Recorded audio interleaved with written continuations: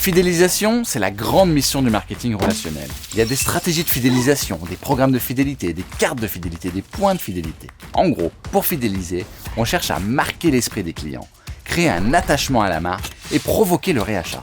Quand le consommateur a un besoin, même quand il n'en a pas, on veut qu'il se rappelle de la marque. Comment ? En l'exposant par tous les moyens à celle-ci. Et le numérique est un allié de taille pour s'assurer une présence cognitive permanente. Mais il y a un vrai problème dans tout cela. Notre mémoire est exposée à trop d'informations et elle sature. L'expérience client est alors parasitée, provoquant oubli et surtout détachement. Bah oui, les consommateurs surexposés au contenu se détachent de la marque. Ça nécessite pour les marques de toujours reconquérir et refidéliser. Un vrai cercle vicieux.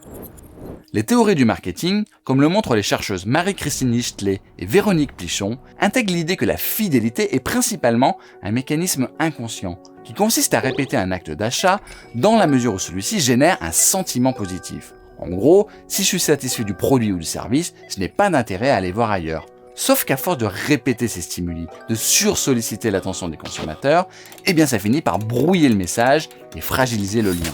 Mais la mémoire n'est pas seulement individuelle. La mémoire est collective. Quand les gens se retrouvent en famille, entre amis, en temps normal, ils partagent des états émotionnels, ils papotent entre eux, partagent des centres d'intérêt, ils construisent une bulle d'attention collective qui est essentielle dans l'appropriation des informations. C'est ce qui se passe quand on partage un album de famille, par exemple. Donc si le message envoyé par une marque ne nourrit pas ces échanges, alors il a peu de chances d'être efficace. Il faut donc revenir au b.a.-ba et investir dans le lien social. L'écrivaine et consultante Céline Masse souligne l'importance des émotions complexes dans la capacité de mémorisation.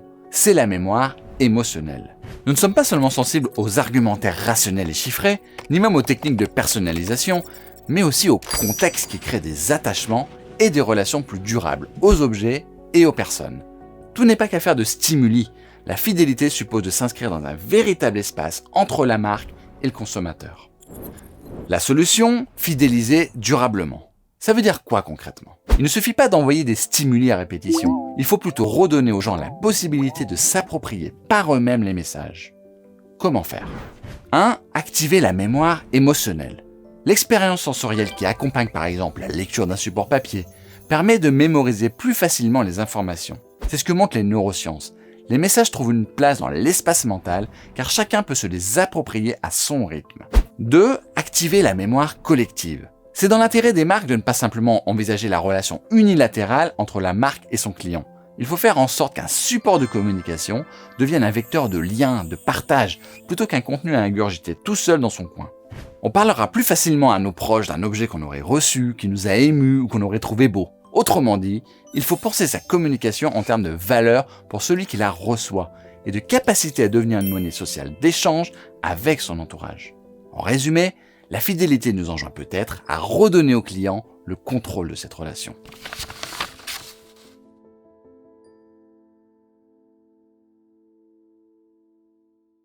Fidéliser durablement, vous l'avez compris, c'est un enjeu important pour les entreprises, par rapport aux clients, bien évidemment, mais aussi par rapport aux employés. Et il faut insister particulièrement sur les dimensions émotionnelles et collectives de cet enjeu.